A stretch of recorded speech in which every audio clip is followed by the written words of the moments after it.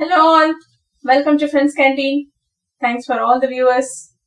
In another episode of One More Dish Order, Lakshmi and my mom Sridevi வந்திருக்கோம். இன்னைக்கு வந்து ஒரு ஃப்ரெண்டோட ரெக்வஸ்ட் எண்ணெய் கத்திரிக்காய் குழம்பு பண்ணி காமிங்கன்னு சொல்லியிருந்தாங்க. ஸோ இன்னைக்கு கத்திரிக்காவும் நல்ல சின்ன கத்திரிக்காவா கிடைச்சது கடையில. ஸோ அதை வச்சு இன்னைக்கு அதை பண்ணி காமிக்க போறாங்க. பார்த்து என்ஜாய் பண்ணுங்க, செஞ்சு பாருங்க, கமெண்ட்ஸ் கொடுங்க. எல்லாருக்கும் வணக்கம். இப்ப நான் வந்து எண்ணெய் கத்திரிக்காய் குழம்பு செய்ய போறேன். அதுக்கு தேவையான பொருட்களை சொல்றேன். நம்ம எண்ணெய் கத்திரிக்காய் குழம்பு பண்ண போறோம். அதுக்கு தேவையான பொருட்களை பார்க்கலாம். இப்ப நான் வந்து ஒரு 8 கத்திரிக்காய் எடுத்திருக்கேன். அந்த கத்திரிக்காய இப்படி நடுவுல இந்த மாதிரி 4 கீறி வச்சிருக்கேன். தேங்காய் கொஞ்சம் எடுத்து வச்சிருக்கோம். 4 துண்டு முருங்கைக்காய் எடுத்து வச்சிருக்கோம். ஒரு வெங்காயம் நறுக்கி வச்சிருக்கோம். ஒரு எலுமிச்சம்பழம் அளவு புளி எடுத்திருக்கோம். அதை நான் கரைச்சி வச்சிருக்கேன்.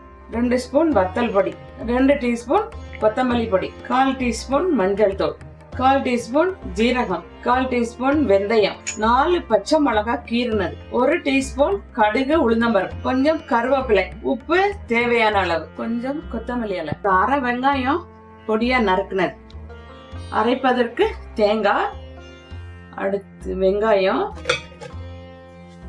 ஜீரகம். முதல்ல கத்திரிக்காய எண்ணெய் காய வச்சிருக்கேன். இந்த கத்திரிக்காய் இப்படி நறுக்கி இதை போட்டு வதக்கி எடுத்து வச்சுக்கணும். முதல்ல இப்படி காம்பு பாகத்தோட இருக்கணும். அப்பதான் நம்ம உங்களுக்கு வதக்கும் போது கத்திரிக்காய் தனித்தனியா உலையாம இப்படி முழுசாவே கிடைக்கும்.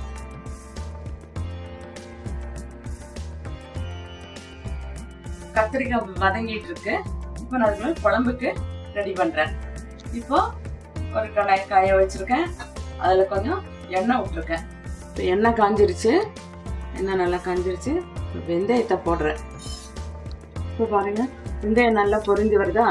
அந்த நேரத்துல இந்த வெங்காயம் நறுக்கி வச்ச வெங்காயம், நறுக்கி வச்ச பச்சை மிளகா 4. இப்போ கொஞ்சம் வெங்காயம் நல்லா வதங்கிருச்சு. அது கூட மிளகாய் பொடி, கொத்தமல்லி பொடி, மஞ்சள் தூள், அது கொஞ்சம் நல்ல எண்ணெயில பச்சை வாசனை போற அளவுக்கு அப்படியே வதக்குறோம்.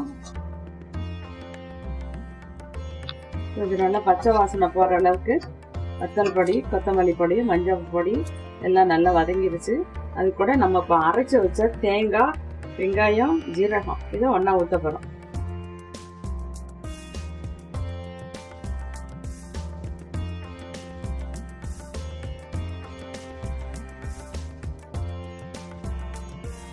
இப்போ நம்ம மசாலா போட்டிருக்கோம். இந்த அரைச்ச விழுதே இதில் ஊற்றிருக்கோம். இப்போ இது கொஞ்சம் பச்சை வாசனை போகிற அளவில் நல்லா வதங்கி இருக்கு. இப்போ இந்த நேரத்தில் புளி தண்ணி கரைச்சி வச்சதை ஊற்றுறோம். குழம்பு கூட்டியாச்சு. நம்ம இதில் வந்து உப்பு போட போகிறோம். தேவையான போதும், இவ்வளோ போதும். அதில் 4 முருங்கைக்காய் துண்டு.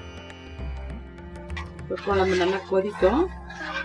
நல்லா கொதிக்கும் போது நம்ம வதங்கிக்கிட்டு இருக்க கத்திரிக்காய சேர்க்கப்போம்.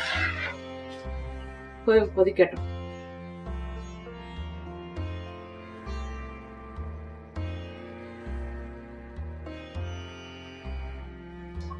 இப்ப பாருங்க, கத்திரிக்காய் நல்லா வதங்கிருச்சா? நல்லா வதங்கிருச்சு. முடியும் வளையாம வதங்கிருச்சு. ஆனா இதே கத்திரிக்காயில நம்ம என்ன பண்ணலாம்? மசாலாவை நல்லா தேங்காய், வத்தல் பொடி, கொத்தமல்லி பொடி, மஞ்சப்பொடி, உப்பு எல்லாம் சேர்த்து நம்ம அரைச்சோம்ல, அந்த மசாலாவை நல்லா கட்டியா அரைச்சிட்டு அதை எடுத்து இந்த கத்திரிக்காய்க்குள்ள, இந்த கத்திரிக்காய் அப்படி 4 கீறி இருக்கோமா, அதுக்குள்ள இந்த மசாலாவை ஸ்டஃப் பண்ணி இந்த கத்திரிக்காய்க்குள்ள நல்லா உள்ளுக்குள்ள இப்படி வச்சு உப்பெல்லாம் சேர்த்து அரைச்சிருக்கணும். அதுக்குள்ள வச்சு இப்படி ஸ்டஃப் பண்ணி இதுல போட்டு வேக விடவும் செய்யலாம். இப்படியும் செய்யலாம், அப்படியும் செய்யலாம். அதுவும் நல்லா டேஸ்டா இருக்கும். நம்ம ஊர்ல அந்த காலத்துல எல்லாம் அப்படிதான் அதுல அரைப்போம். அதை வந்து அம்மியில அரைக்கணும். அது ரொம்ப நல்லா கட்டியா வரும். அதுதான் உள்ள வைக்கணும். இப்போ நான் ஜார் வந்து இப்போ தண்ணி ஊத்தாம அரைக்க முடியல, அதனால இப்படி அரைச்சு நம்ம இப்படி செய்யறோம். இப்போ இந்த கத்திரிக்காய் வதங்கின கத்திரிக்காய நான் குழம்புல போடுறேன். குழம்பு ரெடியா இருக்கு. இந்த பக்கம் இந்த கத்திரிக்காய நான் குழம்புல போடுறேன். இப்ப பாருங்க, குழம்பு கத்திரிக்காய் உதிர்ந்துடாம குழம்பு பாருங்க. கத்திரிக்காய் நல்லா தனித்தனியா அழகா இருக்கு பார்க்கறதுக்கு. குழம்பும் நல்ல எண்ணெயெல்லாம் மேல வந்து நல்ல குழம்பும் நல்லா பக்குவமா வந்திருக்கு. இன்னும் கொஞ்சம் இருக்கட்டும், கொஞ்சம் நான் மூடி வைக்க. கொஞ்சம் நேரம் கத்திரிக்காய் போட்டிருக்கோம்ல, இந்த கத்திரிக்காயில இதுல உள்ள உப்பு உரப்பு எல்லாமே கத்திரிக்காயில பிடிக்கணும். அதனால கொஞ்சம் நேரம் இது ஸ்டவ்ல இருக்கட்டும். கொஞ்சம் எண்ணெய் காய வச்சிருக்கேன். அதுல வந்து நான் கடுகு போடுறேன். கொஞ்சம் வெங்காயம், கருவேப்பிலை,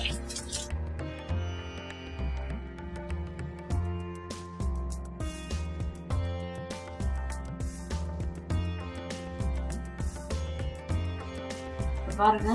எண்ணெய் கத்திரிக்காய் குழம்பு ரெடி ஆயிட்டு பாருங்க. நல்ல கலர்ஃபுல்லா நல்லா இருக்கு. இதுல இப்ப நான் மேல கொஞ்சம் கொத்தமல்லி எல்லாம் போடுறேன்.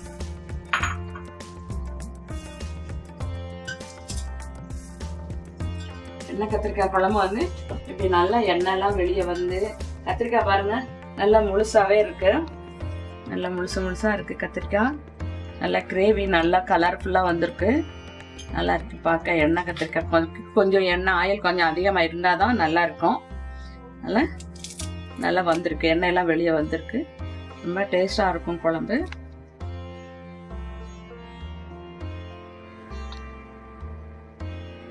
டேஸ்டியான அழகான எண்ணெய் கத்திரிக்காய் குழம்பு ரெடி ஆயிடுச்சு. சாப்பிட்றதுக்கு ரொம்ப நல்லா இருக்குது. நல்லா சூடாக சாதம் வச்சு சாப்பிட்டு பாருங்க. அதில் ஒரு ஸ்பூன் நெய் விட்டுக்கோங்க. ரொம்ப சூப்பரா இருக்கும், சாப்பிடறதுக்கு டேஸ்டா இருக்கும். இது கூட ஏதாவது ஒரு கூட்டு இல்லைன்னா ஒரு துவையல் மாதிரி இருந்தா கூட ரொம்ப நல்லா இருக்கும். நீங்களும் செஞ்சு பாருங்க. உங்களுக்கு பிடிச்சிருக்கும்னு நினைக்கிறேன். பார்த்துட்டு நீங்க கமெண்ட் பண்ணுங்க. இந்த ரெசிபி உங்களுக்கு பிடிச்சிருந்ததுன்னா லைக் பண்ணுங்க, ஷேர் பண்ணுங்க, ஃப்ரெண்ட்ஸ் கேண்டீனுக்கு சப்ஸ்கிரைப் பண்ணுங்க. பக்கத்துல இருக்கிற பெல் பட்டனை கிளிக் பண்ணுங்க. So the next video உங்களுக்கு automatic notifications வந்துடும். Thank you. Thanks for watching us. Bye. Bye. See you next time.